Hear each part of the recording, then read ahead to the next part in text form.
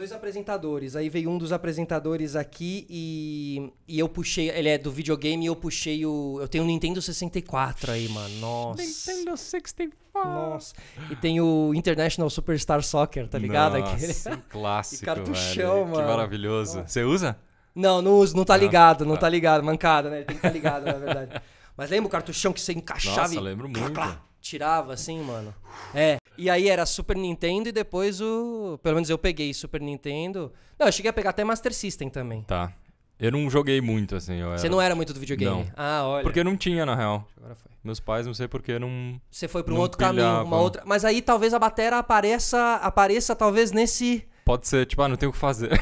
Nesse ato do... Porque, né, meio... Ou você vai pro videogame, ou você vai pro futebol na rua, ou você vai pra música, né? Você tem uns caminhos quando criança... Mas se eu soubesse que o videogame ia dar dinheiro do jeito que dá hoje, talvez eu ia Totalmente, cair de cara. cabeça. Totalmente. Pronto, agora sim. Dani, aqui estamos nós. Tudo bom, irmão? Tudo bem, e você? Tudo bem, mano. Bom, Nossa, a demais. gente tava falando aí do nosso...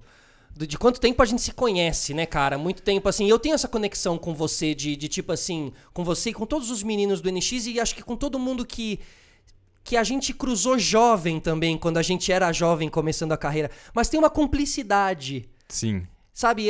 E eu também valorizo assim, poxa, até hoje a gente tá conectado de certa maneira. Então, pô, tantos anos aí, sabe? Não é? De olho um no outro, admirando o trampo e o rolê um do outro.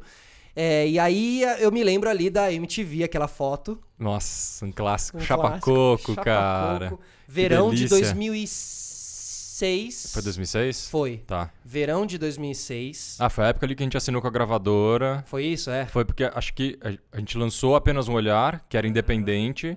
E aí entrou na MTV.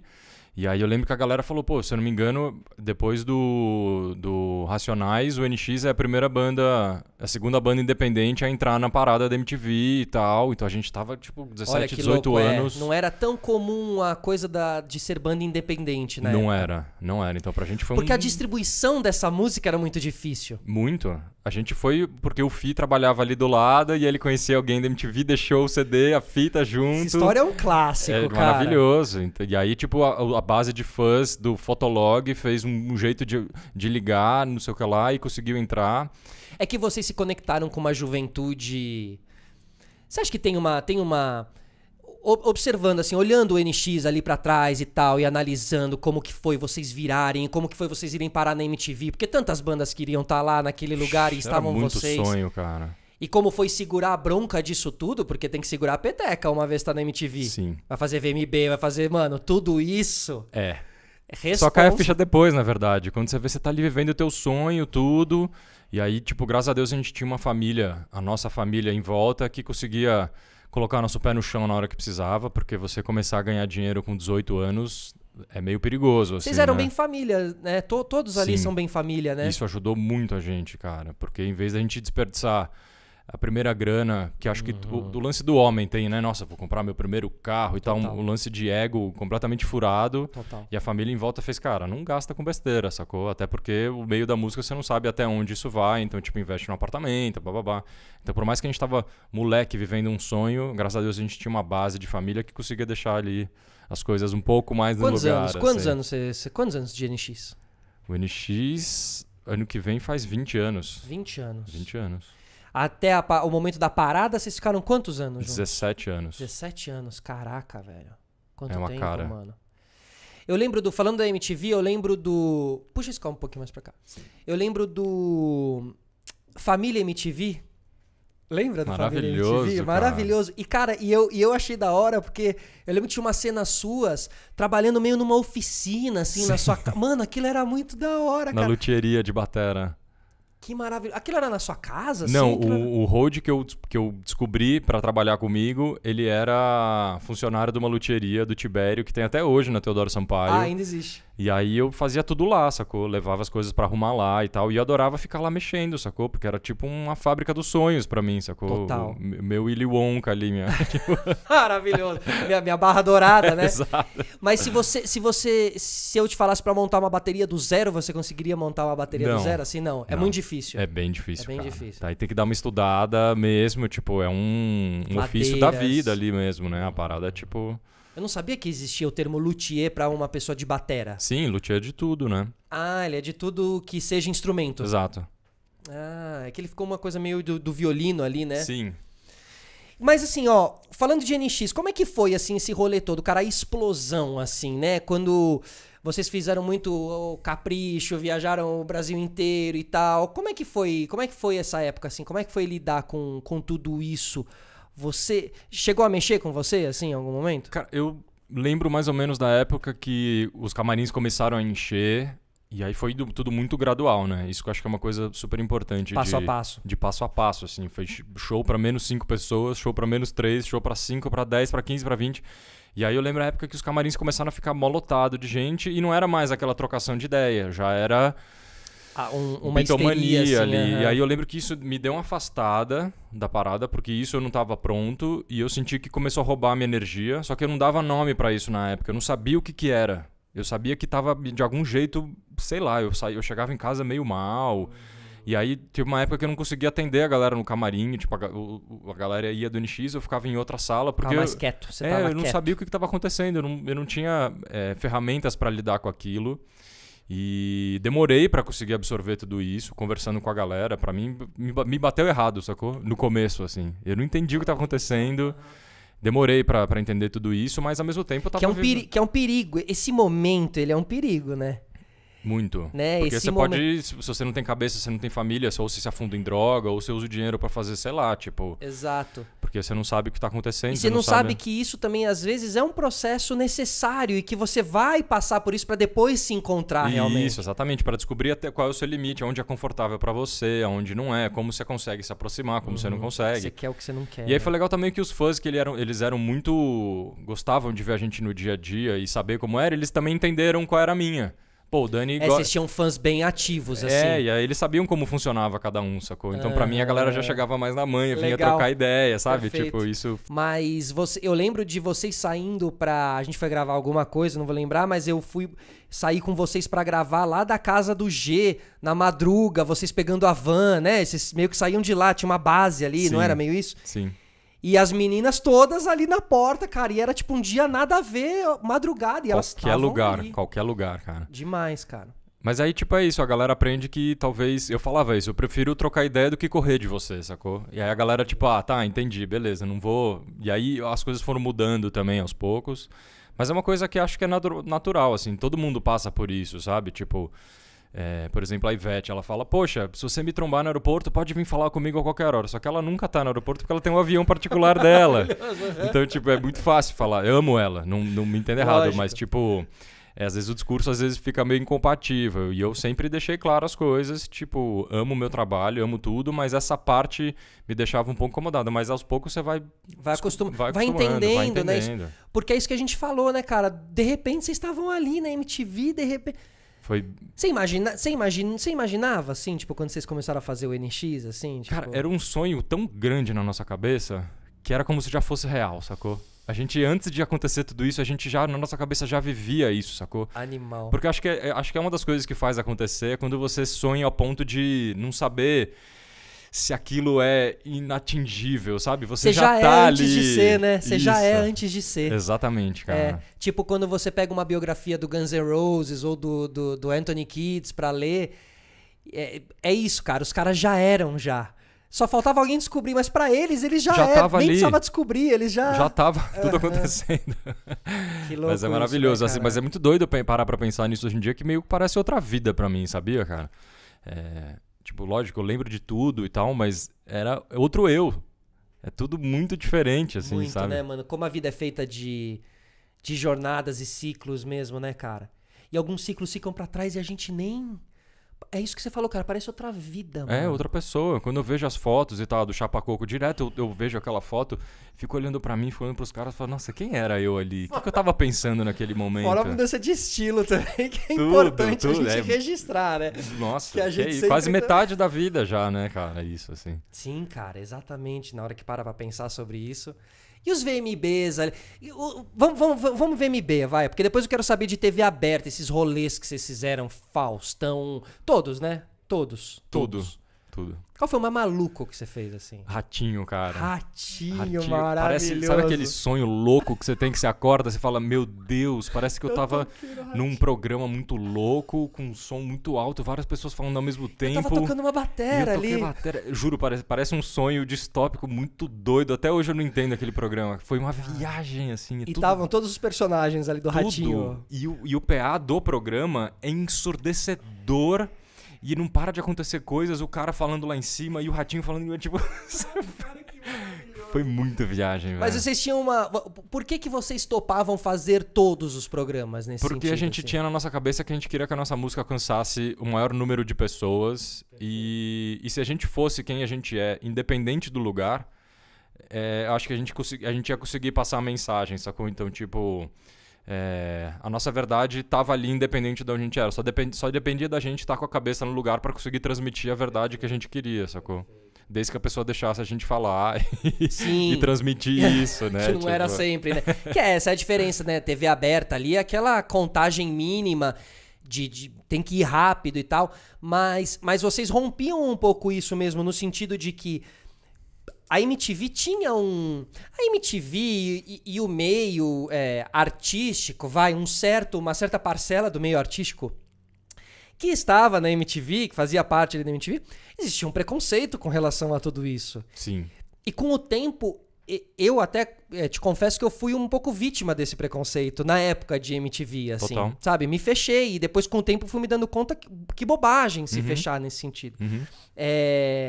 Mas vocês sentiam isso, assim? Porque as bandas que tocavam na MTV não estavam no Faustão, sabe? É meio louco isso, assim. Sim. Tem um lance da síndrome de underground. Total. Que, tipo, e eu passei na pele porque eu era fã do CPM antes de assinar com a gravadora. Eu tinha alguns quilômetros de lugar nenhum. E aí, quando assinou com o Rick, eu lembro que eu fiz, que merda! Total. Nos vendemos pra gravadora. Então, tipo, eu fiquei com bode de uma banda que eu era apaixonado quando assinou com gravadora, mas quando a minha assinou, eu queria que não tivessem esse bode comigo. Então, tipo, você se colocar no lugar do outro é uma coisa importantíssima. Por quê? Estamos lidando com arte, sim, mas estamos lidando com capitalismo, estamos numa sociedade, precisamos de dinheiro para viver. É um trabalho. É um trabalho, as pessoas têm que entender isso, principalmente em relação à música, né? Ainda mais hoje em dia, né? O lance das lives, que as pessoas entregam o seu trabalho de graça e as pessoas ficam achando que você tem que fazer... A live toda hora. A live toda hora e você, cara, para fazer aquilo, você precisa trabalhar, você demanda tempo, demanda energia, você precisa ganhar... O ideal é que essa live seja patrocinada, que a live, né? Ou seja, você precisa fazer disso um ganha-pão. Porque tem pessoas por trás daquilo. Então eu só comecei a entender isso quando a gente realmente assinou com uma gravadora, que eu parei de julgar os outros, eu tive que passar na pele isso pra parar de julgar os outros e saber que a gente precisava trilhar aquele caminho pra conseguir sobreviver da música, porque se esse era realmente o nosso sonho, a gente queria atingir o maior número de pessoas possíveis, esse era o caminho. A gente já tava no limite do underground ali, a gente não tinha mais pra onde ir. E a gente não ia conseguir se sustentar do jeito que a gente sustentou 17 anos de banda se a gente não tivesse realmente assinado com uma gravadora e tal. Mas só que a hora que você entra na gravadora também você tem que ter o seu know-how de saber até onde você pode ir, até onde você não pode ir. E a gente tinha 17 anos, então a gente não sabia muito disso. A gente queria fazer tudo. E aí depois, a hora que a gente pegava uma capa, que a gente fazia, puta, o que fizeram com a minha cara? E aí a intervenção, ela passa por todos esses âmbitos, pela capa, pela música... Né? Exatamente, só que é isso, quando você talvez, não vou generalizar, mas a gente não tinha muita expertise nesse sentido. Então, o clipe de Razões e Emoções, por exemplo, que a galera, tipo, nossos fãs sabem que é bizarro, é um clipe muito estranho, a gente ficou mas de cara... Mas que virou um clássico. Virou um clássico. Só que de estranho, ele virou um clássico. O clipe estreou na MTV e a gente não tinha visto o resultado final. Então, tipo, a gente tava lá, putz, vamos lá estrear o clipe, não sei o que lá. E aí, eu lembro que passou o clipe, a gente tava sentado, vendo o programa, vendo a TV, e a gente tava, tipo... Vendo pela primeira vez. Meu Deus, esse é o clipe. A partir dali, a gente fez... Galera, acho que a gente precisa provar as coisas antes de ir pro ar, né? Mas deu um medo essa hora de falar assim, cara, eu tô perdendo... Porque é muito louco esses artistas que perdem a sua arte. Ele assina um contrato da sua arte, mano. Exatamente, é muito louco. É muito louco. Então, tipo assim, eu vejo a Pitty, por exemplo, trabalhando em casa e eu sei que ela é, tipo, cada centímetro... Ela sabe. Porque ela faz questão, é por isso que a carreira dela tá onde tá, porque ela faz questão de cada centímetro ser exatamente do jeito que ela quer. Dá um trabalho absurdo, ela trabalha 24/7? Sim. Tudo tem um preço. Mas ela tá no Independente? Não, ela tem gravadora, tudo, mas ela... Mas na conversa / contrato com a gravadora está que ela... Ela tem que aprovar tudo É a e ela detentora. faz questão, não é que tipo... Que ela, tipo, beleza, que saco. Mas Tá. ela faz questão porque ela sabe que se não for do jeito dela, e é a cara dela que tá ali. Lógico. Se uma coisa der errado, se uma coisa não for do jeito, quem que vai depois lidar com aquilo não E é o a fã gravadora, vê, né? não é nada, é a E cara o fã dela. percebe, né? Então pra gente foi muito importante passar por isso pra começar a tomar o controle das coisas aos poucos. E aí você tá lidando com um produtor, com um Nossa, gravador, não é com não sei o que fácil, lá, hein? com um empresário que já fez milhares de coisas. Você precisa ganhar uma moral ali dentro também. Não é só bater o pé e fazer, eu que mando. Calma, tem, tipo, todo mundo quer fazer a parada virar, ninguém quer fazer um estragar o jogo do outro. Então você precisa construir uma parada, sabe? Tipo, então é aos poucos também, né? E aí rolava um dia a dia ali no estúdio, né, porque o Rick Bonadio tem um estúdio dele, assim, Sim. aí rolava um dia a dia. Vocês iam lá, iam desenvolvendo a música, isso, assim, como era o processo do dia a dia quando você tá assinado com o Rick Bonadio, por exemplo, assim? Nessa época, nos primeiros, sei lá, 8 anos, a gente lançou meio que um disco a cada 2 anos, assim. E isso é muito pauleira. Porque fica embalado, né? Você tá na turnê, mas já tá compondo, já tá gravando. A hora que você vê, você tá, tipo, sem parar, 8 anos. Hit atrás de hit. E é uma loucura. É tipo, tudo bem que a gente tava na idade certa pra isso. Tem razão. Tipo, sem filho, sem... Total, tipo, cara. tava no gás. Com os joelhos em ordem. Porque hoje, se eu pego 8 shows no mês, nossa, eu já fico todo Cara, eu lembro de torto, cruzar cara. vocês em... A gente se cruzava muito mesmo. Eu lembro de cruzar vocês em aeroportos. E vocês, mano, no chão ali, velho, assim, cansados, cara, cansados. Mas não indo pra casa. Indo pra outro pico, mano. Pra outro... E van, né? Muita estrada, muito chão de estrada também, né? Muito avião, mas muito carro também, muito, né? Muito tudo, na verdade, né? Balsa, helicóptero, jatinho. Total, mano. Eu olhava vocês, eu via muito esse corre. Chegaram a fazer 2 shows numa mesma noite, Fizemos. 3 shows. Quantos você chegou a fazer assim? Fizemos 2 e aí era um bem longe do outro. Foi a primeira vez que a gente pegou um jatinho pra fazer isso. Olha, caraca. E aí a gente teve uma reunião com o Rick uma semana depois. Ele fez assim: eu quero que vocês sejam livres pra fazer o que vocês quiserem, só que eu não tenho boas experiências bandas viajando com jatinho, né? E aí a gente, tipo, Esse papo, ele rola nas internas. rola. Rola super, porque já rolou vários problemas com várias bandas, né, Claro. cara? Tipo, o Travis Barker caiu o avião do cara e o cara tá vivo. Imagina Mas essas teve coisas. um mano que ele sobreviveu e depois ele morreu, não foi? Foi. Né? Morreu de overdose depois. É. Falam, não, cara. Não, mano. Você sobreviveu a uma queda de um avião, vai morrer de overdose. Foi tipo isso, né? Sobrevivi, vou tomar tudo. Vamos. Como assim, Foi, cara, Mas também ao mesmo tempo você começa a pensar assim, bom, acho que aquele filme que vem a morte com a foice, assim, fala, bom, o cara deu uma escapadinha naquela vez, ela Vou fez, não, aproveitar. volta aqui, meu filho, volta aqui. Gastou 6 vidas Eu e vim meia. te numa buscar, eu vim te buscar.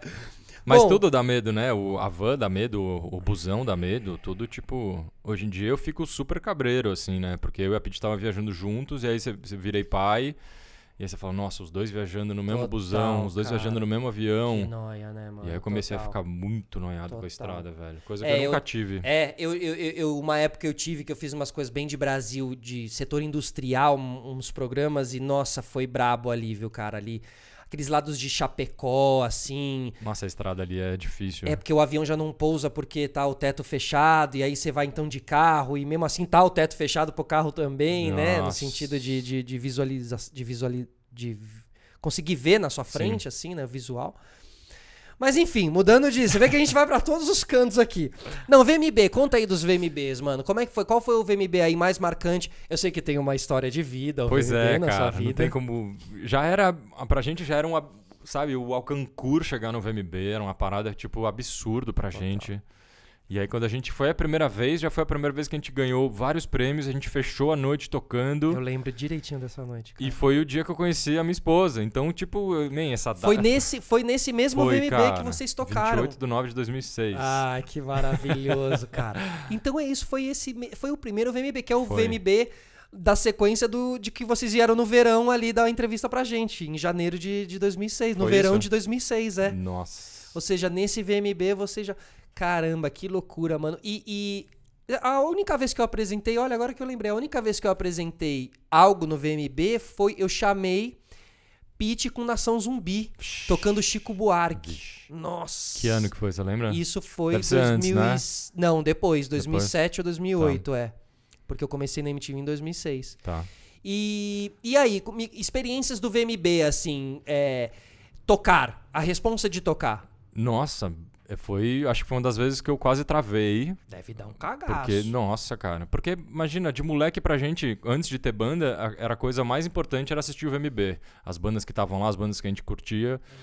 E do nada você tá lá, fechando a noite, ganha todos os prêmios. 1, 2, 3 ao vivo. E um monte de músico ali, né, cara? Te olhando, não, e analisando. todos os músicos a gente pagava o pau assistindo. Então, tipo... depois daquela noite a gente sabia que a gente tava pronto pra fazer qualquer coisa, sacou? Tipo, carimbou assim, puf, pronto, vai. Não, e o pós, né? O pós-VMB, principalmente As quando melhores você se apresentava. Festas, você chegava na festa tocando o céu, né, cara? Nossa, tipo, que saudade, né, dessas festas, velho. Total, mano, total. Deixar todo mundo com inveja aqui que tá vendo, porque, rapaz, foram as melhores festas da minha vida. Tipo, sei lá, acho que uns 5 anos seguidos, As assim. minhas também, cara, as melhores. E era ano novo, né, da MTV, assim, tipo, era ano novo, da música, vai. Porque era um momento onde todo mundo que tava em turnê sabia que ia meio se encontrar, né? Exatamente. Era uma das raras oportunidades que todo mundo tava junto ali pra trocar ideia, porque às vezes na estrada é rapidão, né? Você tipo, putz, que horas você vai tocar? Putz, não vai dar tempo de te ver, não sei o que lá. E ali você sabia que era pra encontrar todo mundo. E os camarins, esse camarim que eu conheci a Pitty era a gente, Lenine, Nação Zumbi e Pitty no mesmo camarim. Então vai ver, então acho que era esse ano que eu apresentei também. A Pitty deve ter tocado nesse ano também. Acho que ela tocou também. Então cara. Acho que eu apresentei justamente Pode esse ser. Pitty Pode Nação ser. Zumbi. Agora, isso é Credit Card Hall, né? Foi. Aqueles camarins do Credit Card Hall. Que eles botavam, olha só, quem estiver ouvindo a gente aí, assistindo, vai visualizando aí, né? Então era o Credit Card Hall ali e cada camarim ficavam 3, 4 bandas. Nossa. Não, mano, o camarim... Não, e aí uma hora tava, tipo, algum intervalo, alguma coisa, eu entrei no camarim, Lenine tava sozinho, ele fez, entra, fecha a porta. Vou te ensinar como eu fumo um dentro do cinema. Aí eu fiz, como assim, man? E não tinha canetinha, não tinha nada na época. Ele tinha um bagulhinho que parecia um Zeppelin, que ele falou, aí você puxa aqui, e aí a fumaça dá uma resfriada, não sei o que lá, não sai fumaça nenhuma. Tá foi o dia que eu conheci Lenine. Maravilhoso, cara. Não, e assim, ainda tinha essa parte ali, os camarins eram quentes nesse sentido, assim, cara, era... Se você tinha algum compromisso ali realmente no VMB, era melhor não ficar transitando por aí, porque, cara... Ou resolve o que você tem que resolver. Exato. E eu lembro uma época, um ano antes de eu entrar, eu fui babá, porque lá tinha um termo que chamava babá. Você vai ser babá de tal artista durante o VMB, né? Você teve os seus babás. Sim, lembro da Tássia, ela era muito nossa babá ali. Tássia, que era produtora do Mion ali, trabalhava muito com o Mion também, no Descarga, MTV e tal. E ela tava, na primeira apresentação que a gente fez ao vivo na TV, que foi na Cultura, ela tava lá de fã. Ah, você tá brincando? Caraca, tipo, que legal. Depois a gente achou as filmagens, ela aparece no programa. Ela é demais. Eu acho que ela tá na Globo. A última vez que eu vi ela tava na Globo. Faustão, né? Assim. Isso, exatamente. Bom, saindo um pouquinho de VMBs, mas ainda não de MTV, quando você sai do NX, como que é esse... Quando o NX para, né? Sim. Né? Parou todo mundo junto. Não chegou a sair uma pessoa antes. Não, a gente decidiu junto que ia ser isso melhor pra banda no momento. Quando foi isso? Final de 2017, a gente tinha acabado de gravar o DVD ao vivo do Norte. E aí já tava... O rock já não tava do jeito que sempre foi. As coisas já estavam bem diferentes do que a gente estava acostumado. A gente tinha acabado de lançar o disco que pra gente era o disco que mais representava a gente. É o disco que a gente estava mais se sentindo na parada, só que foi a época que a gente teve menos repercussão por isso. Então a gente ficou meio tipo, putz, que loucura, né? E aí as coisas também já não estavam entre a gente, não tava que nem sempre foi. Normal, né? As pessoas mudam e são 5 donos de uma parada. E convívio, você teve mais convívio com eles do que com a sua família. Então a gente conseguiu ali decidir que, cara, vamos, se um dia se for pra gente voltar, que seja pela amizade. Porque as coisas começam... É normal, uma empresa começa a colocar muito, às vezes, o business e o dinheiro na frente da arte, e a gente começou a se perder um pouco com isso. Na hora de compor, tudo, você começa a colocar as coisas no lugar errado, e a gente sabia que não era o caminho, sacou? Vai ficando aquela saudade daquele momento que começou assim, né? Que era só pela tesão paixão, e só pela paixão e tal. Então, a gente decidiu que antes de acontecer realmente uma briga, alguma coisa, fez, cara, vamos anunciar um hiato. E o dia que for pra voltar, que seja simplesmente pelo tesão e pela amizade, sacou? Ia ser muito chocante vocês brigados, assim, eu acho. Porque realmente eu sempre vi muita harmonia entre Sim. vocês, assim. Uma irmandade realmente. brutal. E a gente sempre via nas outras bandas quando acontecia uns estresses, a gente falava, putz, que baixo astral. Se um dia acontecer alguma coisa entre a gente, não vamos deixar chegar nesse ponto, sabe? De tornar público, de um ficar falando coisa do outro. A gente viu tudo isso acontecer, né? Isso gera um baixo astral, assim, tipo, quando eu vejo as coisas do RPM, assim, eu fico preso nas histórias que rolou do batera com vocal por causa do nome. Eu não lembro de toda a história boa. Ficou marcado aquela coisa ruim. Total. Isso é muito... Você queima... Fica muito marcado isso. Meio que mancha, né? Todos os anos de coisas boas por causa de... Você ouve a música e você fala, essa é a banda lá que acabou lá, que os caras tretaram lá. Cara, não dá, assim. Eu espero que a gente nunca chegue nesse lugar, sabe? E aí, quando termina, E aí o Daniel? É tipo aquele coisa do... Cara, não foi fácil, não velho. Não foi fácil, não né? Não foi. Aquele meme do John Travolta que ele fica assim... Foi exatamente isso, mas pra todo mundo foi isso. Lógico. Assim. E aí, rolou um luto muito grande. Pra mim, sei lá, demorou um ano, assim, pra eu conseguir colocar as coisas no lugar. Por mais que foi uma decisão unânime, na cabeça ficou tipo, cara, meu projeto de vida de 17 anos, eu nunca quis fazer mais nada, eu nunca investi em mais nada.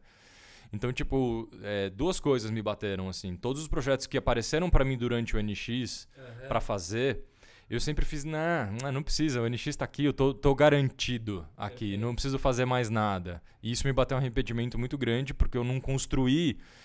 tudo bem, o networking a gente tinha, porque a gente conheceu muita gente de todos os lugares, só que a parte musical a parceria, eu fui me limitando por comodidade, por preguiça, porque o NX dava um trampo absurdo. Claro, teria dado também, né? Não sei se você teria conseguido. Se eu tivesse me esforçado e tivesse pensado no futuro um pouquinho... Eu acho que é até uma dica para as pessoas hoje que trampam em qualquer lugar, de não fechar nenhuma porta nunca. E você que achar que tá num trampo, você tá garantido, porque isso não existe, né, cara? Você tem que construir o teu networking sempre e tá em cima dele. Então, isso para mim demorou para bater isso, assim, sabe? Eu me senti mal por causa disso, fiquei me cobrando de não ter, sabe? E aí, quando o luto foi passando, as coisas foram esfriando, eu comecei a avisar uma galera. Eu fiz, tô na área, quero trabalhar, que é o que eu devia ter feito sempre. Perfeito. E a primeira... Na batera. Eu já estava aberto a outras coisas, Legal. mas estava mais na batera. O Rick foi o primeiro cara, o Rick Monadil foi o primeiro cara que me ligou e fez, bom, eu tô começando a gravadora, o Midas Music, vem pra cá, vamos conversar. Quero que você seja o batera da gravadora. Olha que legal. Pra tudo que for gravar, você seja batera. E eu gosto muito do teu gosto musical, por tudo que a gente trabalhou esses anos e a gente conversou. E eu quero que você comece a produzir aqui umas coisas, porque... ele foi muito foda essa hora, porque ele falou, eu acho que você já foi um músico que fez tudo o que tinha que fazer na parte de ao vivo. Você já tocou no Rock in Rio, você gravou DVDs ao vivo, você conheceu o Brasil inteiro. Eu acho que pra você como músico vai ser muito importante agora você ser um músico de estúdio. Perfeito. Novos objetivos também, né? Pra você também, né? Isso parece que são duas coisas... iguais? Não são, mas cara. Não são, tá. São complementares, mas são distantes, porque o pensamento é outro, é tudo muito diferente ali. Me fala aí algumas diferenças, assim. Bateristicamente falando, a hora que você tá gravando uma batera, você não tem que pensar em performance nem nada, você tem que pensar em sonoridade. Você tem que só fechar o olho ali, escutar no fone e ver se tá suando do jeito que tem que estar pra um disco bom. Então, a pegada é outra, o instrumento é outro, a afinação é outra, o ouvido muda muito. E aí, na parte de produção, que pra mim foi maravilhoso, que a hora que você começa a produzir uma base completa e você tem que falar pro baixista o que tem que fazer, ou você pegar ali e arranhar uma linha de baixo, a hora que você olhar para a bateria ou para a linha de bateria, vai ser completamente diferente do que você faria se você fosse só o baterista. Então, quando eu era só o batera do NX, o meu lance era o ego da bateria. O que eu preciso fazer aqui para aparecer o máximo possível. Tipo, não que eu precisasse fazer para aparecer, mas minha cabeça estava fechada em ser o baterista. E aí, quando eu comecei a olhar para outros instrumentos, eu olhava para a bateria e fazia, nossa, tem que ser muito mais simples do que isso. Então, minha cabeça começou a abrir de um jeito maravilhoso, assim. Você começa a pensar como músico, né? Não como simplesmente um baterista ou um baixista, não sei o que lá. Isso, pra mim, foi na hora certa, sabe? E só a Que ação que te faz mudar esses pensamentos, né? Ou seja, você teve que estar ali do lado Exatamente. do produtor Por mais que o musical, Conrado, né? o baixista do NX, ficasse falando pra mim, tipo, não, pra quem toca baixo assim é melhor, não sei o que lá. É difícil você não se colocar no lugar ali e não realmente entender isso. Então, pra mim, a parte de produção foi um absurdo, assim. Foi muito na hora certa. E você tá se achando nesse lugar da produção? Eu tô amando fazer produção. Eu tô me descobrindo muito, porque eu descobri que eu já tinha as coisas na cabeça, só que eu não sabia colocar em prática. Então o Midas, pra mim, tipo, lá só tem produtor incrível, uma galera que eu... Disneylândia lá, tipo... E os melhores equipamentos, com a melhor galera trabalhando. Então eu descobri que as ideias que eu tinha na cabeça, por mais que eu não soubesse ali mexer num compressor, eu sabia o meu ouvido o que ele queria ouvir. Então só faltava aprender a matemática ali da parada, né? Porque música é matemática pura, né? E aí isso me levou para essa prática de, tá bom, eu sei como eu quero, agora como conseguir chegar nisso o mais rápido possível, sabe? E essas melodias, elas vêm ali na tua cabeça, vai montando, tá tudo... É mental esse exercício, é mental mesmo. E é muito doido porque tem alguns músicos que falam que é meio que um superpoder, porque você tem uma parada na cabeça e como você vai fazer transferir aquilo para lá? Hoje, tipo assim, eu nunca estudei harmonia... percepção musical, porque eu sempre, pra mim, era só um baterista. Hoje eu faço um curso de conservatório de harmonia, de teoria, de percepção musical. Deve ser louco esse momento, né? Você estudar isso depois de ter sido já o batera que tocou em tudo quanto é lugar. Que louco, né? Muito. E... Porque no NX tinha um núcleo ali compositor, o G e o D. Funcionava bastante. Mas as ideias que a gente trazia... tudo bem que não eram ideias que chegavam ao nível dos caras que eles estavam fazendo isso desde que eles nasceram. Só que era muito fechado esse núcleo, porque funcionava assim, então ninguém era muito incentivado a compor ali dentro, sacou? Então pra mim isso rolou esse incentivo. Você não teve esse estímulo pra buscar esse aperfeiçoamento. E aí na gravadora, tipo, eu dava uma ideia de melodia, a galera fazia, pá, que animal. Eu dava uma ideia, só que ela fazia, poxa, então tá acontecendo, tem coisa aqui, né? Vou fazer florescer isso. Então, todo dia que eu chegava do Midas, eu sentava a bunda no estúdio e fazia alguma coisa. Hoje eu vou estudar base do Pará. Na sua casa? Hoje eu vou estudar uma base do Pará. Como é que fazer uma linha de baixo de Pará, de brega, de não sei o que lá. E aí um dia a Pitty abriu a porta e fez, nossa, que base é essa? Eu fiz, não sei, eu fiz brincando aqui. Ela falou, isso vai virar alguma coisa. Então ela botou muita pilha em mim, assim. Ela me incentivou muito. Vocês têm um QG na casa lá de musical? Temos 2 estúdios. Temos um em casa e um fora, que é o maiorzão pra banda ensaiar mesmo e tudo. E aí ela foi uma responsável muito... Ela e o Rick, pra mim, foram 2 pessoas muito responsáveis pra me botar a pilha de falar, cara, tem coisa aí, sacou? Que legal. Você acha que você, sozinho, talvez não tivesse conseguido arrancar isso de dentro de você, assim? Eu acho que eu não saberia que eu era capaz, sacou? Legal. Tipo... Legal, né? Porque às vezes a gente precisa mesmo que uma pessoa incentive a gente, muito, assim, né? Muito. Que é só falar do jeito certo uma coisa, você começa a olhar pra você de um novo jeito. E aí tem aquela lance também que todo mundo sempre falava que, tipo, eu acreditava, não sei porquê, um dia eu li quando era moleque, que o auge do ser humano é com 23. E aí eu acreditava, tipo, falava, cara, como é que 30 anos, eu com 30 anos vou conseguir começar a produzir agora? Eu ficava... Às vezes colocando limite, até um dia que ela pegou essa base minha, fez uma música e colocou no disco, que eu fiz, cara, não existe isso. Não existe idade, sacou? Qual era a base? Qual é a música? Chama Ninguém é de Ninguém, do disco dela. Legal. E aí dá pra ver pelo comecinho ali que é um beat, foi a primeira vez que ela colocou beat na música, que é uma coisa que ela já tava querendo buscar essa nova identidade e tal, e eu tava super querendo fazer coisas diferentes. Cara, que legal, mano. E aí pra mim foi... Sabe quando as coisas foram na hora certa? Se encaixando, né? Foram se encaixando, assim. Às vezes as coisas acontecem de maneira natural, né, mano? Porque assim, realmente, quando você falou daquele 1 ano de digerir, né, tudo aquilo e tal, porque é isso. Não adianta, você não ia ter conseguido ficar tão esclarecido no pensamento logo na sequência. Né? Às vezes a gente...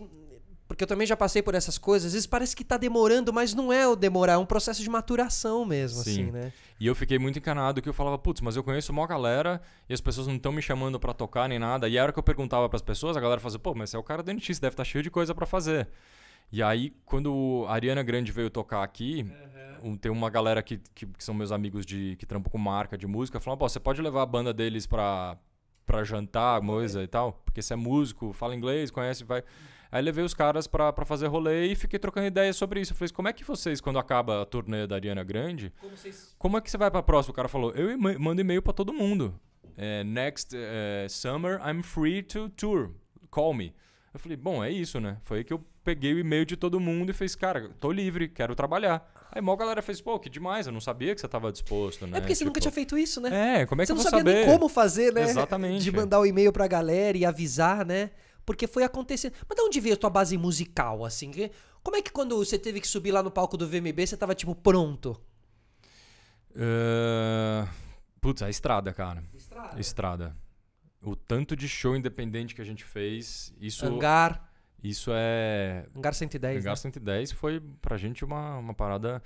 Não tem escola maior, assim, do que a estrada. Pra músico, sabe? Tipo, você tocar com o instrumento que tem, sem dormir, no lugar que tem. Você passa, sei lá, 5, 6 anos fazendo isso, você tá muito tranquilo, sabe? Mas então era muito mais visceral do que técnico. Exatamente.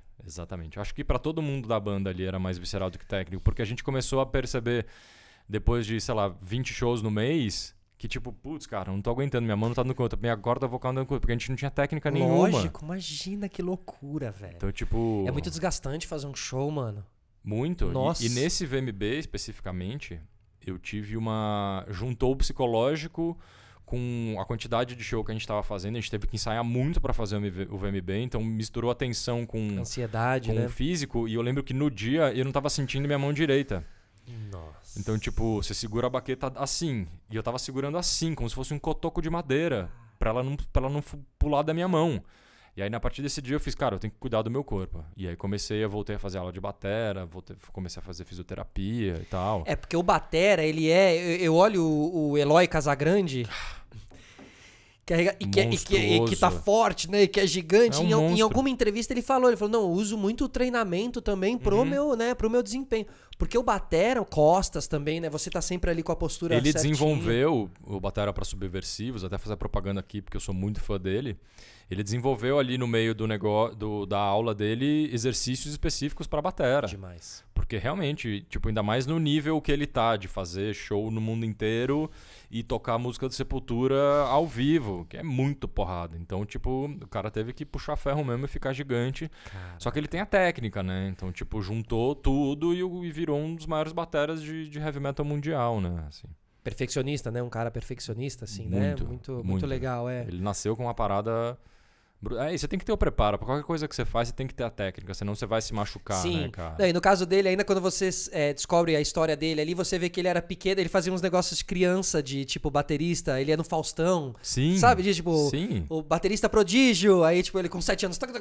Já era brutal, já destrói muito técnica, batera com né? 40 anos. Total, impressionante, né? Como nasce, né? Como muito. Tem pessoas que realmente nascem ali, né? Nasce e eu acho que o dom aliado com esforço, você domina o mundo, né, cara? Não, e assim, te colocarem pra você fazer justamente aquilo que você nasceu pra fazer.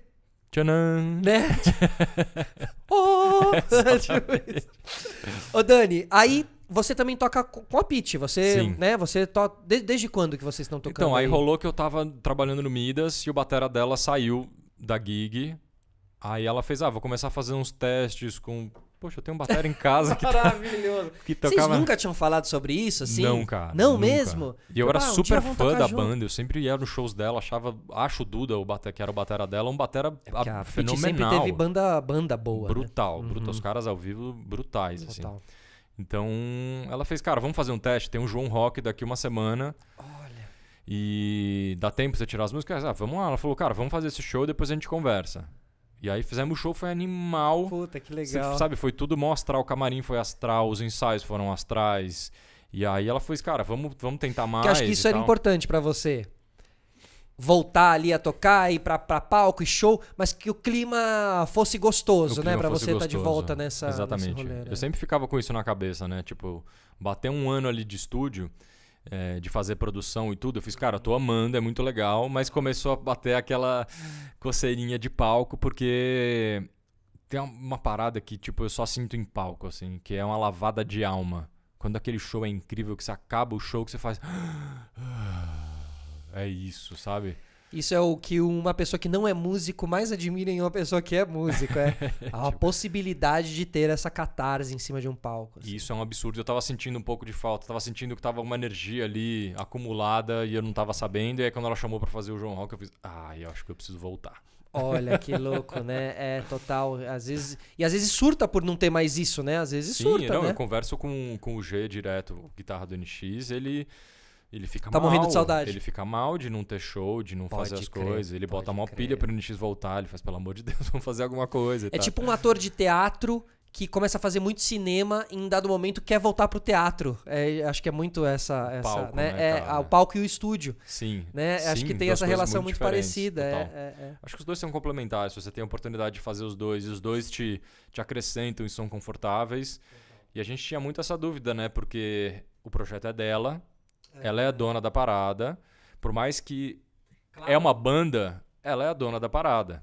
Então a gente ficava tipo... vamos ver, sentir como é que vai ser a dinâmica, né? Eu sabia o meu lugar, eu sabia que eu era a batera de um projeto dela, mas era minha esposa, a gente tava com medo como ia ser... Super...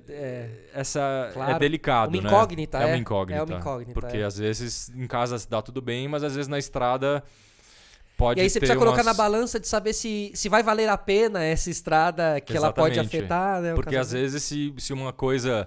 dá ruim ali na pessoa jurídica, ia mexer com a pessoa física em casa, né? Total. Então, mas deu super certo, cara. Rolou ao contrário dessa possibilidade, porque a gente pensa numa possibilidade negativa, mas também há a possibilidade positiva. De que é gostoso também estar tocando com a sua esposa. Porque a gente chega muito fácil nos lugares que a gente quer chegar. Então, pra gente foi muito... A gente produzindo em casa junto é uma coisa que eu não consigo ter com outra pessoa. Por causa de um olhar, uma coisa, eu já sei o que ela quer, o que ela não quer, o que ela gosta. A gente se conhece de um jeito que é muito brutal, assim, sabe? E bom, assim, a gente falou da banda da Pitty, né? Você conversa com ela ou você ouve muito ela falando, como é que é a coisa? Porque a Pitty vem de uma cena roqueira baiana muito forte, muito especial. Ali do Rio Vermelho, começo dos anos 90, Cascadura, né? Aquela banda que eu adoro, Cascadura. Demais. O Fábio, muito legal. O Fábio, exato. Tem um disco deles, Bovary, que é um baita disco muito legal. Muito legal. Nunca ouvi muito, mas muito bom. Manjo que é demais. E tinha o Peu também, inclusive, guitarrista da Pitty, que eu conheci também. Vocês falam sobre essa cena baiana? Como é que a Pitty fala sobre isso? Assim, porque eu sempre fico assim, caramba, que louco, né? Porque a Pitty atingiu uma coisa super nacional e popular, mas ela vem de uma cena roqueira muito foda, assim. Ela passou por coisas que a maioria dos marmanjos que eu conheço do rock não passaram. Total. Assim.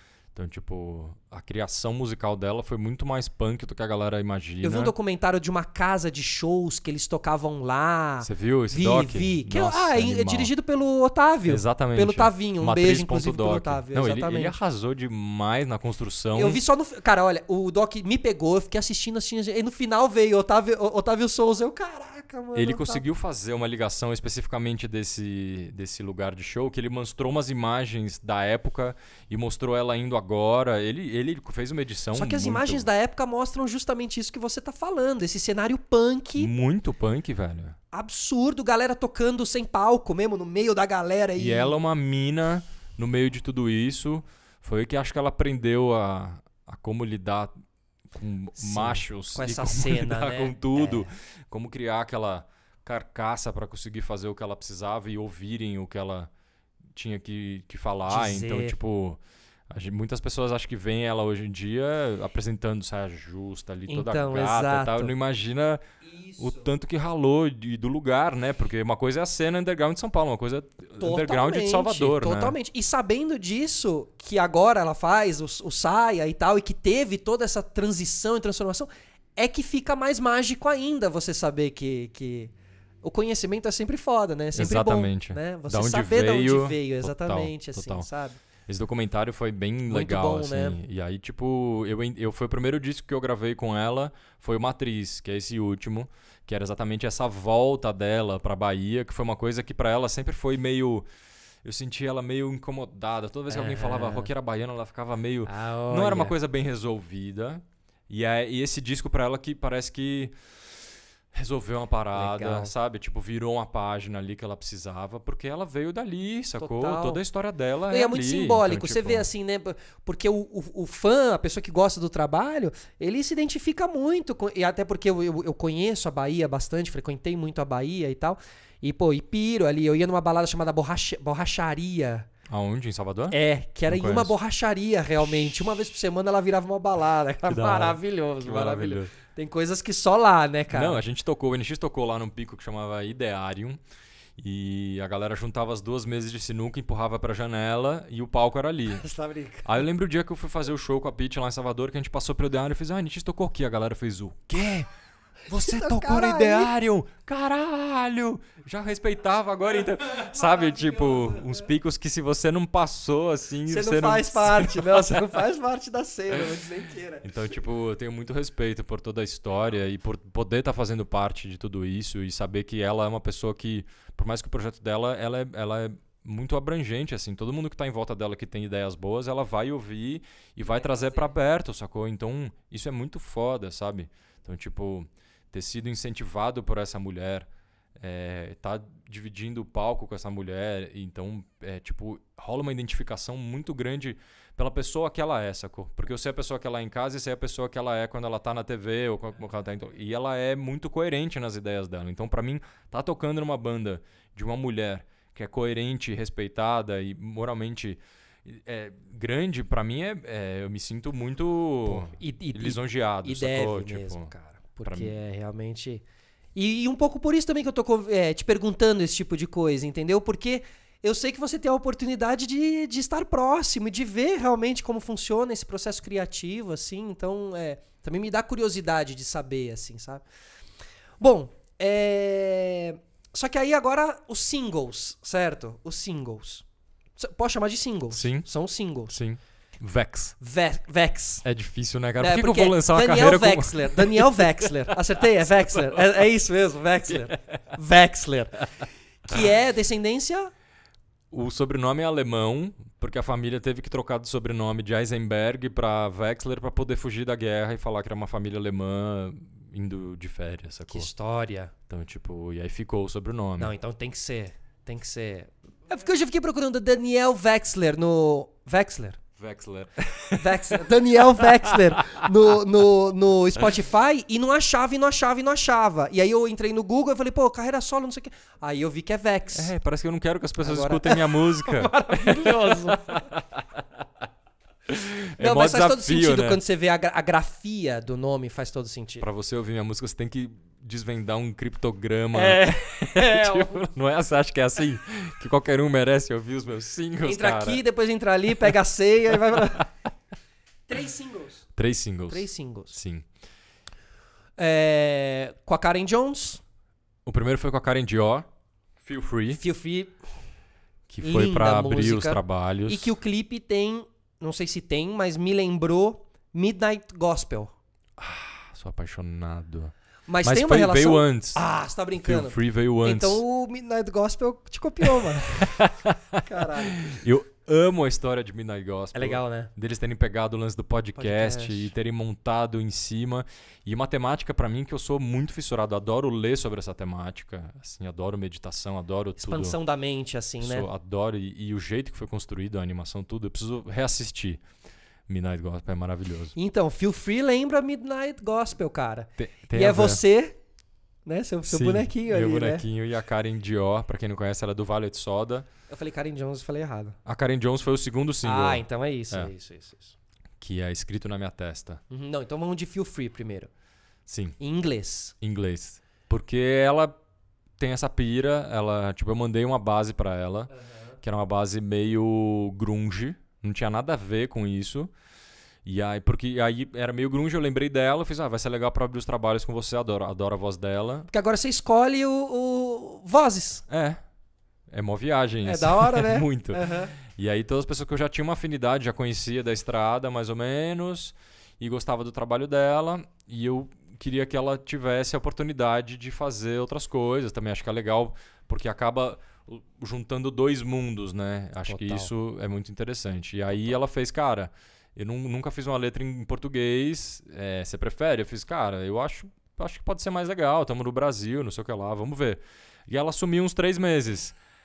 Aí eu fiz, putz, acho que ela não curte fazer em português.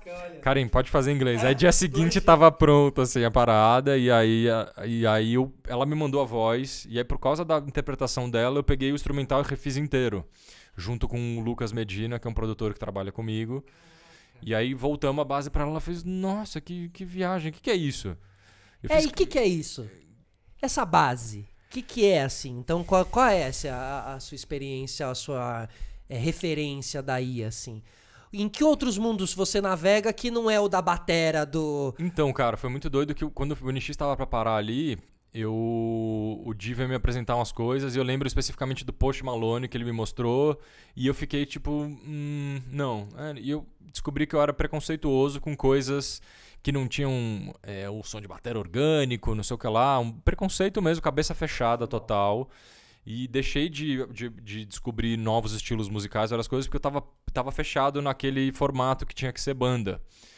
E aí, quando a NX parou, eu me despi de vários conceitos que eu tinha, sabe? Tipo, me abri totalmente e parei de colocar rótulos na minha cabeça, parei tudo. Eu falei, cara, eu só vou ouvir coisas que me dão prazer sem colocar o que é, o que não é, e descobrir um mundo completamente novo, assim. Desde Childish Gambino até a Ariana Grande, sacou? Cara, foda. Então, pra mim umas batidas boas, né? E descobri que eu podia colocar tudo aquilo que eu tinha na minha cabeça, só que com timbres completamente diferentes. Eu podia testar 5.000 bumbos ali, sendo que se eu sentasse na bateria pra testar 2 bumbos diferentes, ia demorar 6 horas pra fazer isso. Então, me abriu possibilidades gigantescas. De que tudo. Ferramentas que você teve que começar a dominar pra isso, assim? Eu já trabalhava no Pro Tools, em casa, no estúdio. Mas o Pro Tools ele é mais usado pra gravação mesmo, sabe? Você tipo liga uma guitarra ali e grava. Perfeito. E aí pra você compor mesmo, ligar ali um tecladão e escolher um timbre de synth, de bass, não sei o que lá, o Logic é mais interessante. E aí no Midas eu aprendi muito a mexer. Foi fazer cursinho de...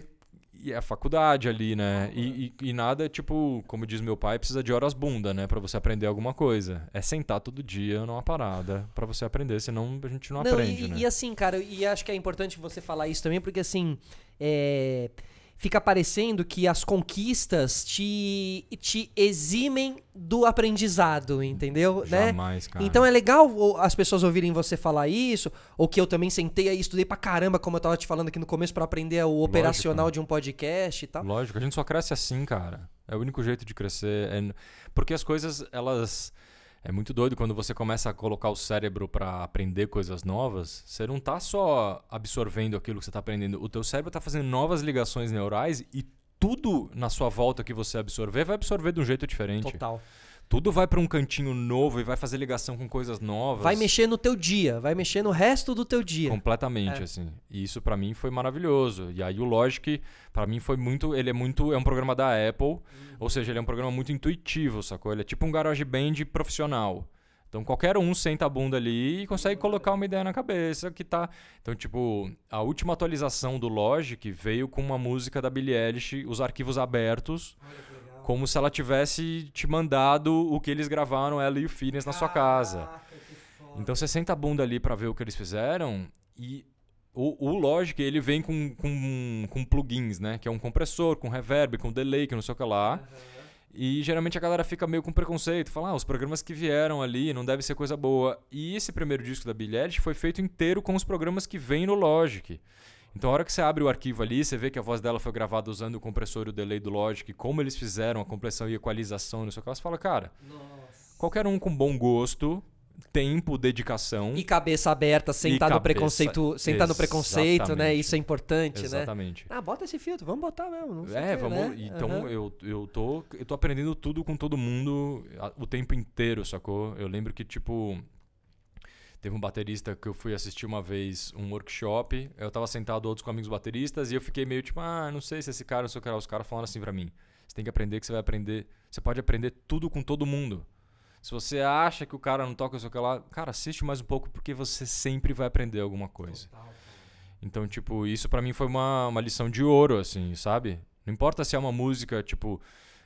se é um funk que eu não sou muito fã da letra, mas alguma coisa eu vou aprender com aquilo. Porque às vezes a gente sabe? diminui o outro, né? Quando a gente vê... e você não percebe que você tá se diminuindo, porque você tá perdendo a oportunidade Exatamente. de achar aquele cara da hora, ou aquela menina da hora, e falar, deixa eu ver mais um pouco do som. Você sempre vai, como você diz, aprender algo. Não quer dizer que você vai comprar o vinil de uma Isso. coisa, mas se dá a oportunidade de alguma coisa, sempre a alguma disciplina, coisa. a pessoa super disciplinada, você aprende isso da Isso, pessoa. Né? da Anitta que eu falo, por exemplo. Ótimo, eu não perfeito. tenho Anitta no meu Spotify, Isso. mas eu olho pra ela, do jeito que ela construiu a carreira dela como businesswoman, e Pronto. bato palma pra ela, É cara. isso, E alguma isso. coisa eu vou aprender daquilo. É isso. Então, tipo... Em contrapartida, se você já falasse, não, Anitta, não quero nem olhar, não sei o que, você não ia se dar a oportunidade de repente, ter esse olhar. Exatamente. É. E aí, a gente tava falando dos programas, né? E aí, foi nisso que eu meio que eu descobri que eu cheguei no meu limite ali, que eu começava a fazer alguma coisa, uma linha de baixo, por exemplo, uma coisa, e eu Não conseguia. bati ali sempre no mesmo lugar, e eu falei, cara, tá na hora de expandir, assim. E aí fui para um conservatório, comecei a estudar música, e aos poucos o meu mundo vai se abrindo e tal. E é um mundo novo, Isso né, agora, velho? você tá Isso agora. Faz um ano que eu tô no conservatório e tô descobrindo que o céu é o limite, né, cara? Tipo, quanto mais aprendizado... E no conservatório, quando chega você, assim, tipo... a galera é tipo assim... Se porque fosse... lá tem uma galera mais iniciante, assim, ou também tem uma galera... Mas acho que, tipo, o fato de eu ser o batera da banda, a galera é diferente sabe? Quando é vocal, parece que a parada é mais histérica, assim, sabe? Tipo, quando é um músico, assim, a galera, tipo, consegue trocar mais ideia, mais de boa e tal. Tipo, eu consigo ir num shopping, eu consigo fazer as coisas. Tipo, o Di não consegue, a Pitty não consegue, sacou? É, tipo... A Pitty sofre um assédio forte, se vai num Nossa, shopping, assim. Pra ela Sofre, né? é pesadíssimo, porque cara. todo mundo sabe quem é, né? O Di também, todo mundo sabe Todo quem mundo é, sabe. né? Você tem jeito. que aprender os dias certos para ir nos lugares certos, fazer o que você quer, senão... Maravilhoso.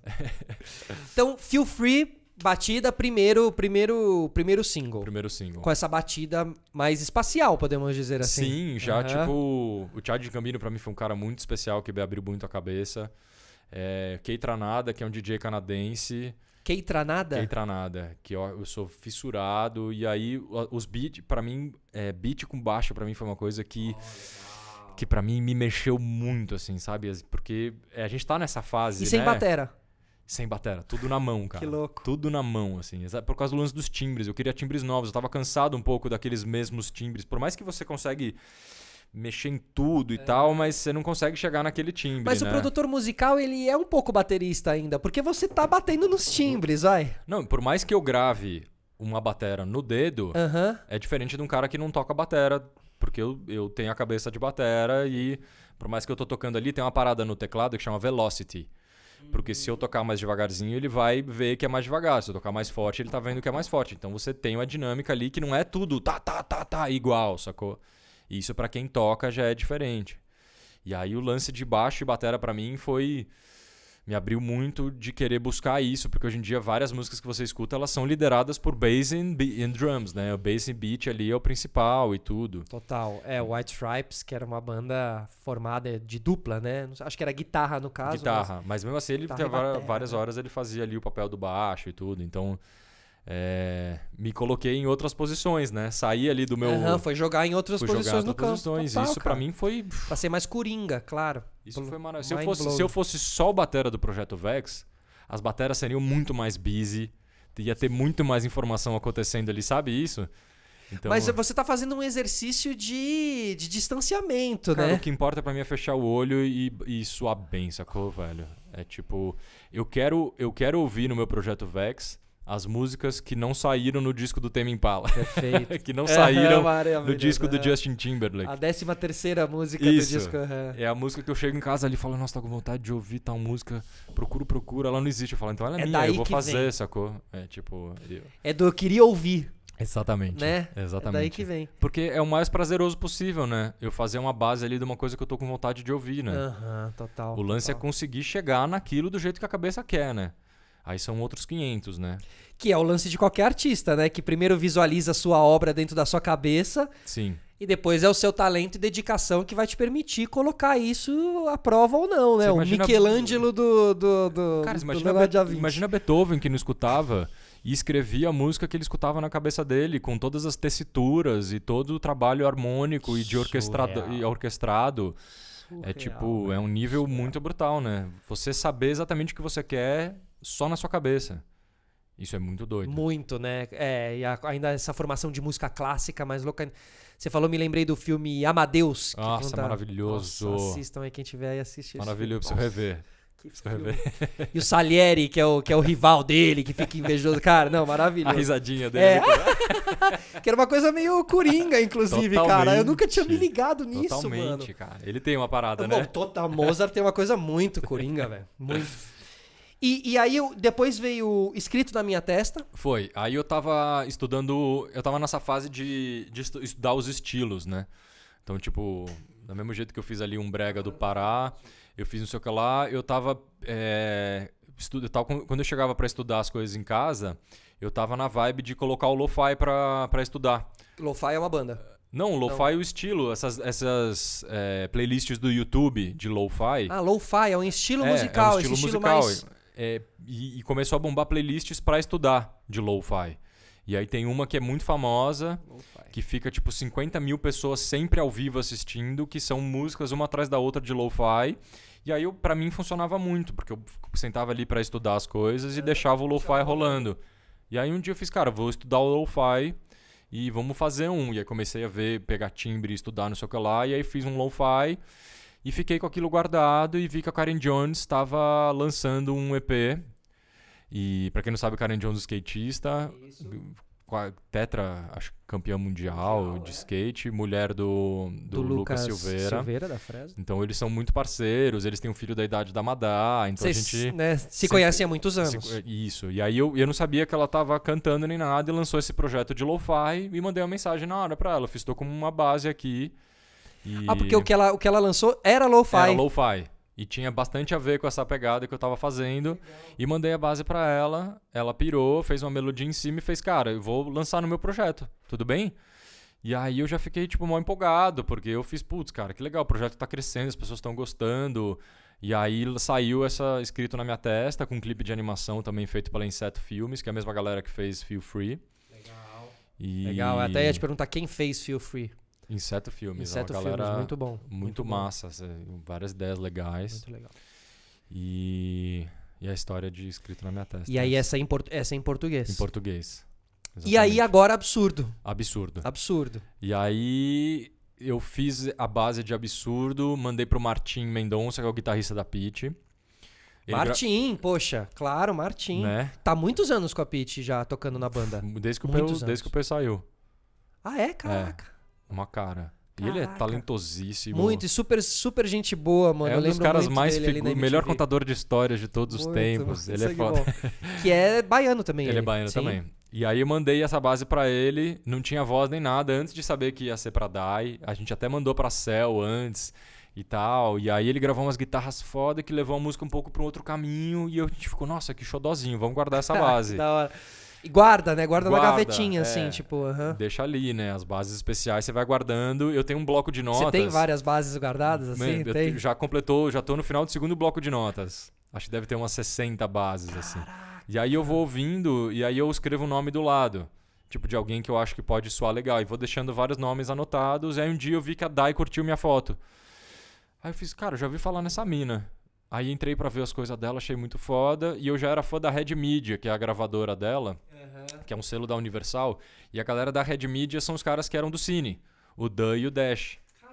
Então os dois caras super talentosos que quando acabou a banda montaram esse selo, fecharam o selo ser uma parte da Universal e começaram, lançaram o João, lançaram a Carol Biazin, lançaram o Vitão. Caraca. E aí os caras lançaram a Dai. E aí eu tava sempre de olho neles. Tudo que os caras estavam fazendo eu tava de olho porque eles conseguiram juntar várias coisas do brega, do sertanejo, do rock, do emo e começaram a fazer um estilo ali da gravadora, sacou? Mas é legal você ter aquelas pessoas que você tá sempre de olho ali, porque pode rolar coisas, cara. Exatamente. Porque é gente boa, que faz coisa boa, né? Isso. E tão abertos a novas coisas. E aí eu vi que a Dai tava fazendo umas coisas massas, já fiquei fãzão. E falei, vou tentar, vai que, né? Aí mandei uma base pra ela fez, não bateu e tal.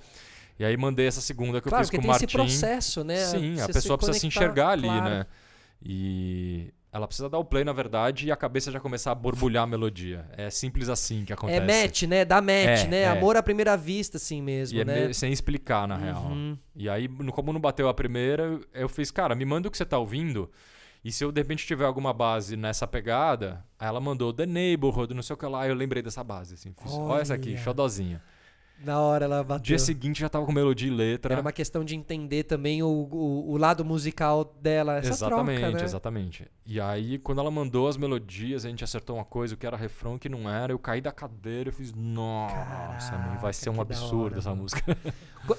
Vai ser um absurdo. Mas o nome vem dessa... Não, é né? da O nome letra mesmo. já tava na Já. letra.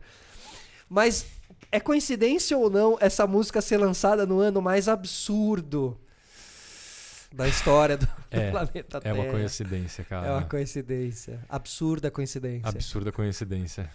Do absurdo que estamos vivendo. Como é que foi esse ano aí, mano? Como é que vocês passaram? Você pai de Madalena, com 4 aninhos, biker. Cara, foi um ano muito maluco, assim, velho. Pra todo mundo, né? Mas eu acho que, assim, olhando o lado bom, eu consegui focar no estudo e na produção por causa disso.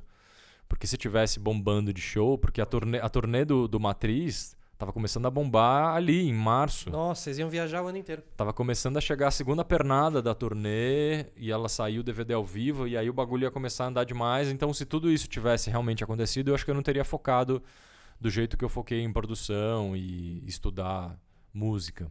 Então, eu consigo olhar o lado bom das coisas. Você ficou trancadão, vocês ficaram trancadão em casa um tempão. Em casa. Pra Madá foi difícil porque ela já tava... A criança ela precisa de rotina, né? Porque a rotina traz segurança pra ela. Se ela saber que todo dia as coisas são parecidas, ela se sente bem com aquilo. E aí quebrou a rotina total. Os primeiros 2 meses foram... Em casa, direto. Foram muito bagunçados, assim, né? Pra criança é difícil lidar com tudo isso, né? Você não consegue explicar o que é as coisas. Imagina, mano. Imagina a gente, criança, trancada no...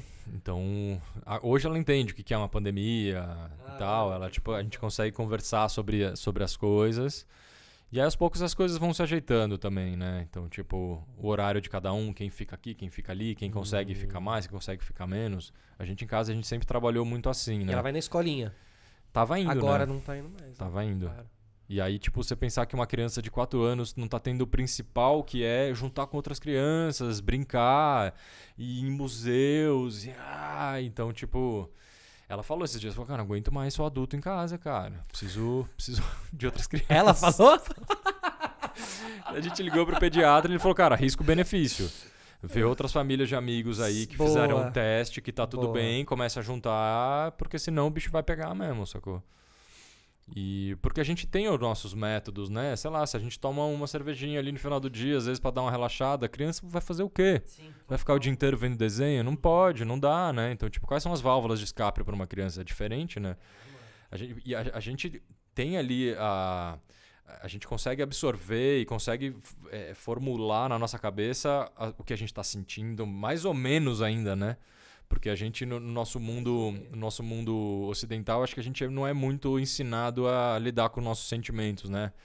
Então, tipo, vários amigos meus que eu conheço que não sabem o que estão sentindo, por que estão sentindo e tal. Eu mesmo, maior galera. Sim. É que eu acho que eu me dediquei isso, assim, bastante. Eu comecei a estudar isso. Às vezes olhar pra dentro A gente não é ensinado isso na escola, né? Cara. E foge disso às vezes também, tipo, né? Você é ensinado a fazer tudo, assim, a ser um instrumento de trabalho para o capitalismo.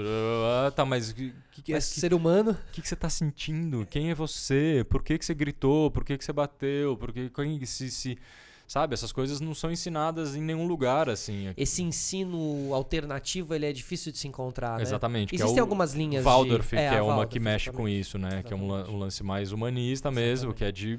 Que não tem meio... Eu não sei se eu tô falando uma besteira, mas acho que não tem notas no sistema Waldorf, não tem... pro projeto, é diferente, isso, assim. Você abrange todos os ensinamentos num só. Não fica, tipo, prova de matemática, prova de química. Não, você vai montar um robô, por exemplo, que aí você vai mexer com tudo isso junto num projeto só que que é a vida do jeito que ela é, né? Porque na vida você não é uma boa pessoa se você é nota vermelha, uma má pessoa se você... má pessoa se nota vermelha. Você fica meio definido por notas e cores e, né? Eu acho que eu, sei lá, pode ser meio ridículo falar isso, mas eu acho que eu teria sido muito mais bem aproveitado a minha infância se tivessem conseguido colocar cada coisa no seu lugar. Tipo, tá, você tem dificuldade com matemática, mas você tem aptidão para artes e música.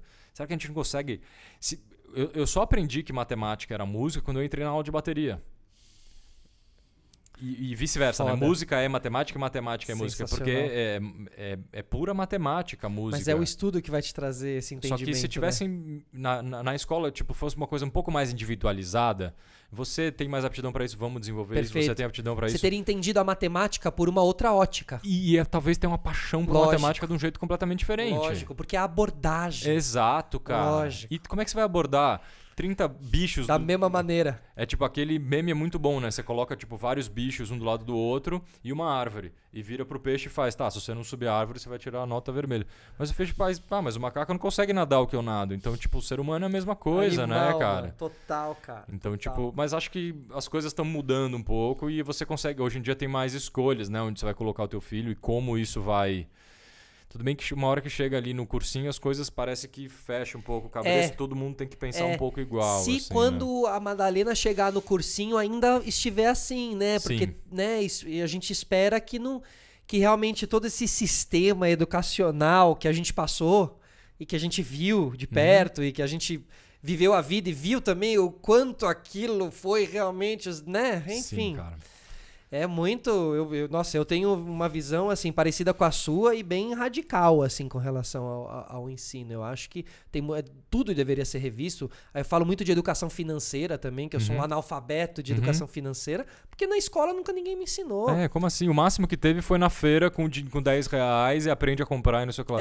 Mas imagina, então, tipo, isso aí, você né? vê hoje em dia várias pessoas que não aprenderam a poupar porque não tiveram essa lição mesmo, assim. Não, e nem sabe que deveriam ter tido.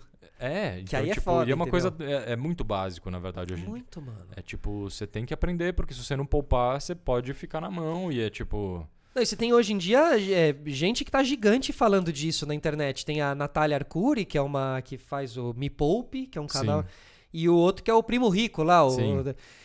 Cara, por quê? Porque as pessoas não sabem mexer com dinheiro, então mas eu acho meio engraçado esse caminho, porque tem alguns desses caras que fazem essa divulgação que eles acabaram ficando mais ricos fazendo marketing sobre isso do que realmente trabalhando na bolsa. É a Betina, né? Tipo a Betina. Então isso é mó viagem, na real, assim, né? Tipo, o cara Total, ensina pros outros como fazer, mas você não sabe se realmente a grana dele veio do que ele tá ensinando. São os charlatões da atualidade, assim, E é o que mais tem, na real, e não né, só cara? no mercado financeiro, Não, né? em todos. Em todo, acho que esse marketing coaches é o marketing e digital tudo. que ferrou tudo isso, cara. Sim. Que é aquele intervalinho de YouTube que o cara aparece falando assim: você tá infeliz na tua casa, não sei o que, né? Sempre levando que o cara tá sempre... O outro tá sempre infeliz, ele adquiriu uma independência...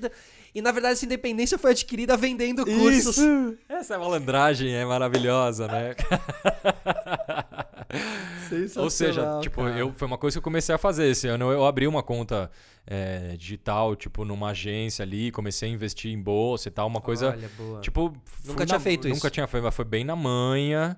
Bem, tipo, sabendo que é uma coisa perigosa. Teve um primo meu que perdeu uma grana porque os amigos falaram... Ficar vendo esses vídeos. Investe tanto isso aqui, que isso aqui vai subir tanto amanhã e não sei o que lá. E o mercado financeiro é uma loucura, não é? Ninguém sabe o que vai acontecer amanhã. Você tem projeções, tem galera que estuda isso o dia inteiro. Total, mano. É uma loucura, e né? nesse mercado tem tanta gente com tanta certeza que você fica com medo, porque o cara te fala com tanta certeza, você fala, mano, não é possível, cara. Não existe, não existe, certeza, né? não existe nada, né? Existe. Então, como qualquer coisa, você tem que sentar a bunda ali pra estudar. E se você quiser ser um day trader, você, tipo, vai ser um louco da parada, porque é o dia inteiro você ali. E hoje né? em dia, tipo... se você quiser ser um day trader, quiser ser qualquer coisa que você quiser, você vai estar lá com os cursos, tem esses cursos online, tem os... Né? Hoje em dia está mais fácil pra você conseguir, cara, ter expertise naquilo que você... Porque um cara que queria ser um gamer, ou um cara que trabalhasse com videogames, não de jogar, mas com o desenvolvimento de games, lá nos anos 90, e falasse pro professor de matemática e pro professor de física que ele queria ser, os caras falaram que você tá viajando, mano, fica aqui que você tem que fazer a aula de matemática. Hoje em dia, talvez o cara tenha uma facilidade. Ele precisa lá fazer a escola, ok. Sim. Mas ele chega em casa, ele entra na masterclass do desenvolvedor de games e aprende, né? Tem um lado muito bom disso, né, cara? Muito, nesse sentido, muito, Sim. cara. Mas teve casos que eu vi, tipo, na gringa de vários jovens cometendo suicídio porque tava muito fácil, né? Tem 2 tipos, né? Tem a ação e tem os papéis de... Como é que chama? Ah, tá, de financeiros, assim, você tá falando, Esse que eu vou lembrar o nome daqui a pouco. Não é papel... Não, é um outro tipo de ação que é, na verdade, que você tá lidando com o mercado futuro. Que é uma coisa, tipo, que você vai adivinhar se vai subir ou se vai descer e você começa a vender uma coisa que não existe. Nossa. E aí começaram a facilitar muito esses aplicativos para você... Para você poder mexer com isso, você tem que manjar muito. E aí lançaram aplicativos que qualquer um pode abrir e fazer. E aí eu vi vários moleques, tipo, vários casos de moleques se matando porque colocava uma grana ali, não sabia o que estava fazendo. E é um mundo perigoso, né, cara? A internet mexe muito com a cabeça da galera, né? Não é assim, A internet mexe muito com a cabeça do jovem, né? Você, pra gente encerrar aqui, você... O movimento emo que você viveu de perto, mas o movimento emo, ele tinha uma coisa da depressão. Sim. Ele tinha uma coisa... Você viu, assim, tipo, de perto? Você ouviu fãs falando de depressão? Porque hoje em dia eu sinto que tem muita gente... Acho que se naquela época existia 10% disso, hoje em dia existe, assim, 60%, 70%. Tem até uma certa até moda nisso, assim, terrível. Mas você falou isso, me veio aqui na cabeça, assim, né? O movimento emo, assim. Você chegou a receber mensagem de fã falando de depressão? Como é que chegou? Direto. É porque, assim, eu acho que todo adolescente passa por isso, né? É normal, assim, os hormônios mexendo tudo. Eu não me encaixo, né? Não me encaixo. Eu acho que todo mundo passa por isso e o movimento, ele foi um jeito de você externalizar aquilo, né? Ele veio de vários outros fatores em volta ali, de moda, que mexeu com bastante coisa. Várias pessoas ficaram com preconceito até porque tinha o lance da franja, não sei o que lá, não sei o que lá. Só que tinha esse lance de você conseguir externalizar várias coisas e vários meninos... Porque a gente fala muito das mulheres e o papel das mulheres e como é difícil ser mulher nessa sociedade e o perigo e tudo, e quantas mulheres têm que cada vez mais dominar os espaços, mas o homem, ele também nasce num lugar de uma máscara, de você tem que ser, não pode chorar, você tem que ser assim, você tem que ser durão. A sensibilidade, né? O lado feminino de um homem também, e o lado feminino de um homem, ele é importantíssimo de aflorar, porque na verdade a sociedade só vai melhorar quando os lados femininos de todo mundo forem mais... Mas no Brasil não havia espaço para o homem com o lado feminino. Então, acho que esse ou não há ainda, né? Não é. Tipo, na verdade é que saiu do armário a galera que acha que não pode isso, né? Ficou mais claro isso. E aí, acho que foi um dos motivos, acho que é das pessoas terem esse preconceito, porque viu um monte de menino chorando, um monte de menino com unha pintada, um monte de não sei o que lá. E isso machucou as pessoas, né? Fez, tipo assim, machucou não, né? Mas mexeu com... Claro. Tipo, vários homens que eram enrustidos, fica vendo outros homens se declarando e você acaba... apontando o dedo pra uma coisa que você tá apontando o dedo pra você. O que mais se revolta, né? A pessoa que mais se revolta com um casal homossexual, não sei o quê, muitas vezes é o cara que tá com desejo reprimido. Exatamente. Então a gente viu isso muito na pele acontecendo, assim. E foi um movimento muito importante pra isso, assim, né? Porque ao mesmo tempo que eles eram ali, né, sofriam um preconceito, também naquele lugar... Naquele espaço das Américas, com o show do NX, naquela tarde, eles se sentiam super bem, cara, porque tinham vários, né, era um movimento, né, realmente, eu fui em vários shows de NX, assim, o clima do show ali era uma delícia, cara, era super legal. Muito astral, muito astral, assim, muito astral. Mas eu acho uma coisa que tá rolando muito hoje em dia, que não tinha tanto na nossa época, que eu vejo, tipo, vários filhos de amigos meus, adolescentes, não sei o que lá, que eu tô sentindo a galera mais depressiva, só que de um jeito diferente. Acho um pouco mais preocupante, talvez, porque tem muita comparação agora, né? Tipo, todo adolescente jovem tá no TikTok e aí você fica comparando o corpo de um corpo de outro com o corpo que você não tem. Tipo, cabeça de um adolescente sem isso já é complicada, né? Com tudo isso, mano. Tipo, é muito delicado. Se assim, já é delicado pra quem tem 30 e poucos anos lidar com isso aqui. Exatamente. Mano. Tipo, tinha uma época da minha vida que eu acordava, a primeira coisa que eu fazia era pegar o celular. Também, cara. E aí, Doença. Foda. durante o dia, eu me ligava que, tipo, cara, se eu recarreguei a minha bateria durante a noite inteira, meu HD tá limpinho, minha energia tá limpinha, a primeira coisa que eu faço é me bombardear de informação que são recortes da vida das pessoas, não são verdades das pessoas. E aquilo me gerava uma ansiedade tremenda. Você acorda, mano, 10 horas da manhã você já tá tipo... Você já tá falando, nossa, eu tenho que fazer mais e ganhar mais dinheiro, e viajar mais, e ser mais feliz, e ser menos infeliz. Nossa, então, tipo, se pra gente gera uma ansiedade e a gente consegue colocar isso em palavras, a gente consegue saber o que é isso, né? Porque eu acho que a gente veio de uma geração também que a gente passou por isso e não tinha isso, né? A gente sabe o que é ter e não ter a rede social, né? Por mais que hoje em dia a gente é fissurado, não sei se tem muito a ver isso, né? Mas a gente a gente passou por uma adolescência ali que não tinha isso, né? Não, é que era muito especial. Era diferente. Se era melhor ou pior, sei lá, era diferente. Era especial, assim. Por isso também não sei se melhor ou pior, realmente. Mas era especial o não ter a rede social. A gente tinha outras coisas. Sim, te levava pra outros lugares. E aí eu vejo várias molecadas hoje em dia que eu troco ideia, porque eu sou muito curioso de saber de onde tá vindo, de onde você descobriu tal música, de onde não sei o que lá. Tipo, eu gosto de... o ser antenado pra mim não é forçação de barra. Eu sinto prazer, assim.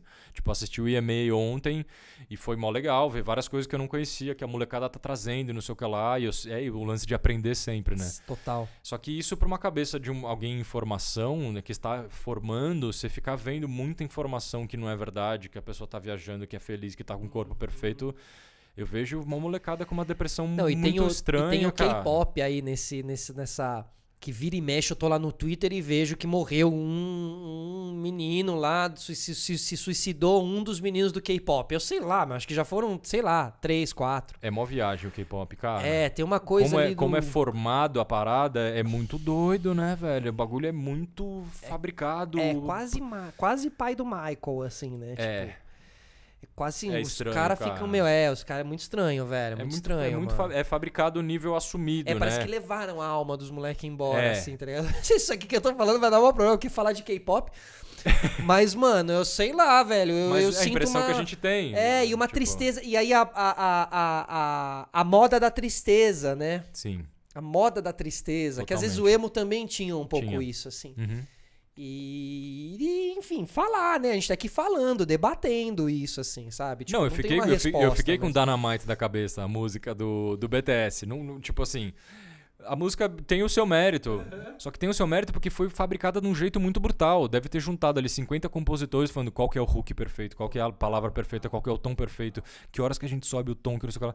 É tipo como se fosse algoritmos trabalhando ali na parada, né? Pra fazer a parada perfeita, assim, muito. Né? É muito doido, velho. Muito, né? É muito porque já doido. tem gente que pensa a música como algoritmo. Não, já tem máquinas que fazem algoriticamente todos os hits juntos e não sei o que lá e tal, e por que isso, e por que aquilo. Caraca. E tem cursos pra isso, e tem não sei o que lá, então, tipo... Então, mas aí você... perde um pouco, né, cara? Uma parada ali que vem do gut, né? Que vem ali do seu instintivo ali, assim. E de saber que a vida é longa, né? E que os ciclos passam, e que no fim você tem que ter uma chama acesa dentro de você. Você vai passar por vários processos e tal, mas acima de tudo você tem que ter. E aí eu acho que às vezes, se foi muito pré-fabricado assim... Corre-se um risco a longo prazo, entendeu? Corre-se um risco de quando acabar o movimento, de quando acabar o não sei o quê. Como é que você lida lá pra frente? Se quando você fica no vazio, a primeira coisa que você faz é olhar pra dentro e falar, tá, mas quem sou eu? E se você é algo, entendeu? Você tem essa salvação. Agora, se você não... Sabe? Entende o que eu quero dizer? Assim? Sim, lógico. E o que isso, na verdade, tipo assim... Muita gente gosta do K-pop, muita gente gosta disso, tipo, eu não tô criticando as pessoas que gostam, como eu falei, a música também ficou na minha cabeça, só que isso também vai ter uma consequência pra arte, né? Tipo, quando uma coisa é muito fabricada, quando uma coisa... Perfeito. Tudo tem uma consequência, não saberemos ainda, Qual cedo. será? É cedo. Né? Somos cobaia de muitas coisas, né? Tipo assim, pra arte, pra música falando, eu acho perigoso quando você coloca uma coisa muito, tipo... Elevou o lance de boy band pra um nível que eu nem sei tipo assim, eu quero é. ver o K-pop quando eles estiverem como é o Backstreet Boys agora. Como é que vai estar? Porque pro Backstreet tudo, Boys né? também foi complicado. Mas era mais real. É eu verdade. achava que não na época. Quando É saiu, verdade. quando saiu, eu achava que não. que era uma coisa super fabricada. Mas hoje fica a fichinha perto. Totalmente. E eles tinham uma base, um tinha vindo da coisa da igreja batista, né? Da coisa de cantar nas igrejas e tal. O que o Justin Timberlake virou, né, cara? Tipo, o cara é um monstro, né, velho? Tipo... Mas ao mesmo tempo, você vê aqueles ex-integrantes de boy band que um já tá 500 quilos mais gordo, o outro... Cansou da música. Cansou, outro teve problema com drogas, o AJ, lembra o AJ? Sim, cara, o AJ, que fazia o papel já de Mion, tá ligado? Mion abraçou, porque o Mion pintava as unhas de preto, eu sempre usava Mion. Maravilhoso. Eu era fã do AJ e tal. Backstreet Boys, muito bem. Bom, hoje fomos de NX... Começamos com NX, terminamos com K-pop, não.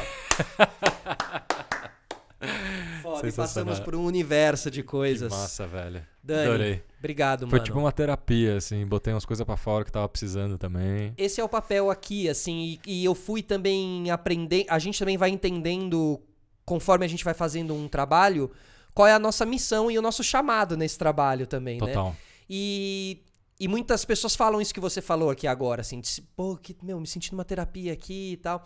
Porque aqui não tem ninguém, tipo, é na minha casa, não tenho equipe, então realmente é tudo pensado pra que realmente seja uma conversa, quase uma sessão de terapia mesmo. E acaba elaborando o pensamento e colocando em palavra coisas que a gente não sabia direito o que era e tal, é muito importante. Obrigado pela oportunidade. Alta. Amém.